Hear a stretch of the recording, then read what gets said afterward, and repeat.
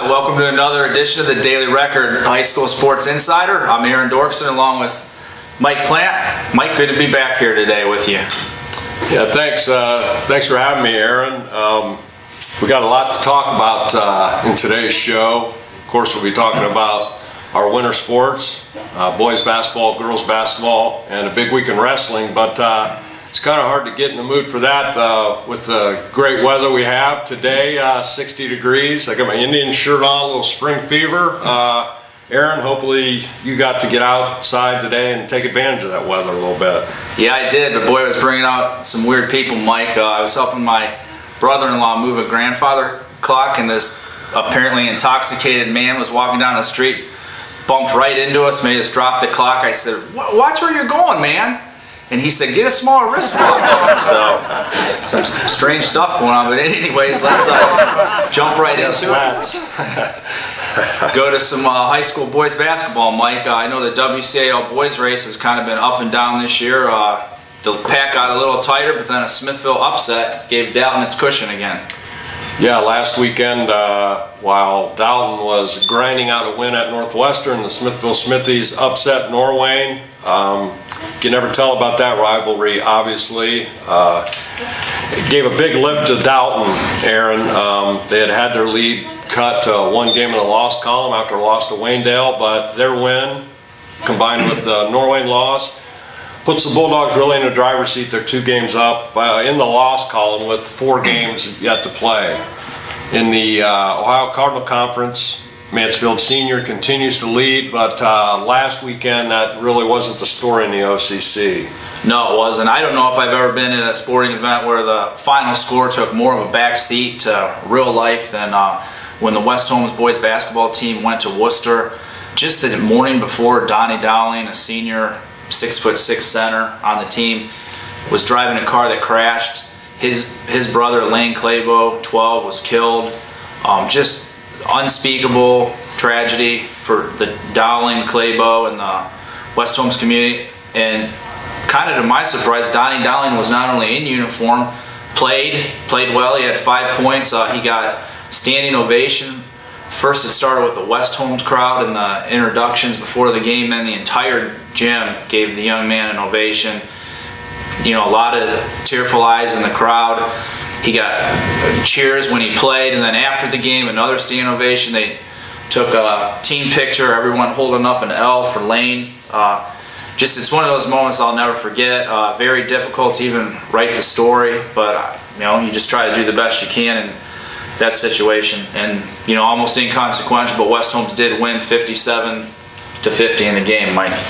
Yeah, I don't know. I can imagine it was a tough story to write. Anybody who read that story knows that you certainly hit that one out of the park. It was a tough situation for young Mr. Dowling and his family, and as you said, everybody in the West Holmes community. And of course, we send our condolences out to them. Switching over to girls basketball real quick. You know, this week we didn't have a single boys team again ranked in the Associated Press poll. But lots of girls teams are, Aaron. In fact, 2 of the 4 teams, 2 of the 4 divisions have area teams. West Holmes in Division 2, Smithville in Division 3 ranked number 1. Orville's number 7 in Division 3, and the Highland girls, as of last week, were number 3 in the Division 4 poll. No, that's right, Mike. And I had a chance to see one of those ranked teams, Orville, play when they hosted Triway on Saturday, and Hannah Plyman, the senior, became Wayne County's all-time girls top scorer. I put in my story, any girl that's ever laced up a pair of basketball shoes for a high school team, she scored more than any of them. She has 1,754 points. She had 20 points and a 67-48 win over Triway. Here are some of Hannah's comments. I talked to her after the game about what the record meant. How's it feel that you've set several scoring records, but now you're the all-time leading scorer for Wayne County girls? How does that feel to get that milestone? It feels pretty cool. When they announced it at halftime, I was kind of hiding in the huddle, but it was pretty cool. But the most important thing was getting the win, and I got congratulated, but I wasn't looking for that. We were looking for the W, so it's pretty cool that we could win and come together as a team. So.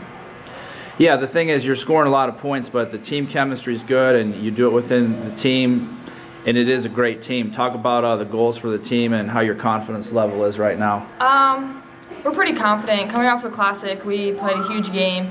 We kind of were in a slump on Thursday, but we need those games to get better, and we got better on Thursday. As a team, our goal is to make it farther than we did in the tournament, and so far this year we've come out strong, and I think we're executing pretty well, and we just need to keep focused on our goal, and I think we can do better, so it's pretty good. It's always neat to see somebody get a record like that that's worked hard, put the time in, Mike. What impressed me just as much as Hannah was I really think Orrville has a lot of other good players. Abby Reeser, Bree Adcock, Maggie Duvall, they're also senior starters. They can shoot all over the floor. Bree Adcock made an NBA three-point range shot, so it'll be interesting to see what Orrville can do in the tournament, Mike. Well, I know that it's never too early to start beating the drums for a big game we see on the horizon. Orrville and Smithville in the Division III tournament seem to be on a collision course. And you know, Aaron, we've been blessed with a lot of great talent in girls basketball in our area over the years. I think she'll certainly, Miss Plyben will certainly be up there with the best of them when it's all said. Yeah, an Akron recruit. Okay, we're going to take a break. When we come back, we're going to talk about the big week we have upcoming in high school wrestling here on the Daily Record High School Sports Insider.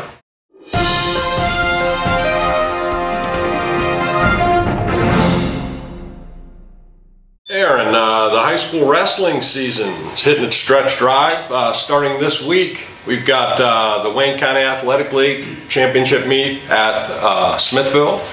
The OCC will be duking it out at Clear Fork, and we've also got the PAC, the Suburban League, the Mid-Buckeye Conference. A lot of action on the mats this week. Yeah, this is always when it seems like the real stretch drive for the season goes, that wrestlers hope will ultimately lead them to Columbus at the state tournament. But adding even more is you have this inaugural state team wrestling tournament, they call it. Other people are also calling it just the duels tournament. For the first time any team can get in it that wanted in. And so on Wednesday we're going to have quite a fray lined up over at Waynedale. It's going to be Sandy Valley versus Northwestern. The Cardinals won a real close match earlier this year. The Huskies beat them real close earlier in the season. And then Tusky Valley versus Waynedale. Waynedale's the big favorite. They're 25-2 in duels, defending state champion. They're ranked #1. And not too far east, Tuslaw is going to be hosting a round of this second round too. Tuslaw 24-0, and if Waynedale and Tuslaw both win, they would meet for the regional title next Wednesday at Tuslaw. That would be something else. Seeing you know, like right now they're combined 49-2 between the two. Wow. Yeah, I'd say they're on a collision course there. The Wayne County Athletic League, obviously, Northwestern, Waynedale, you know, Norwayne has some outstanding individuals, Chippewa. You know, circumstances are dictating this weekend. I get to cover that Saturday. I'm really looking forward to that. You know, you're going to have tough competition, you're going to have intensity, you're going to have brawling, and that's just what's going on in the stands. So, you know, on the mat, it should be pretty good action. Aaron, who can we look forward to seeing, and who do you, obviously Waynedale will be the favorites, but who else do you have pegged as to look out for, should I look out for Saturday? Well, first of all, just wear your headgear if anything's flying from the stands. No, I appreciate that you can cover that. I have my brother coming in from Arizona. He only comes in like once a year. I'll be with the wrestlers the whole rest of the season. But I have to look it up to double check, but I'm pretty sure the stat is no team other than Northwestern and Waynedale has won the WCAL wrestling title since 1985. That's one of those stats you kind of remember year after year. So guess who the two teams are this year? Waynedale versus Northwestern. You know, I think that the Bears probably have the edge. They just have so much depth. Usually it takes 12 of the 14 kids to place, maybe 11 have to get in the top 4 to win it. And, you know, it'll be interesting to see. It's going to be a preview of a lot of matches that I think we could see 4 weeks in a row. Like last year in the WCAL, Kurt Moore from Norwayne beat Dakota Stanley. They wrestled 3 more weeks in a row. Even at state, they were still wrestling. So it's unlike other tournaments where you beat one opponent or team and then you don't see them again. The wrestling, it's something else. That just adds to the intensity, Mike. Yeah, the kids are going to get real familiar with each other, and that should be some great action. That does it, I think, for this week's Daily Record High School Sports Insider. For Aaron Dorkson, I'm Mike Plant. Thank you for watching, and join us again next week.